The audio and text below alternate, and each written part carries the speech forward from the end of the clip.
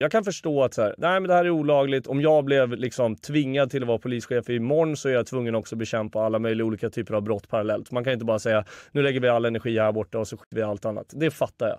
Men det får proportioner som om det här också ledde till mycket skador. Och det gör det ju de facto inte. Så det är ju just nu egentligen det är ju ett icke-problem som inte får några allvarliga konsekvenser. Men debatten är så pass stor att man skulle tro att det här är... För jag tror för en oinsatt supporter utifrån. Så med tanke på volymen kring det här så tror jag att de tänker att det där måste ju bort nu. Det kommer att bli en katastrof vilken match som helst annars. Ja, det kommer brinna ner allting. Ja.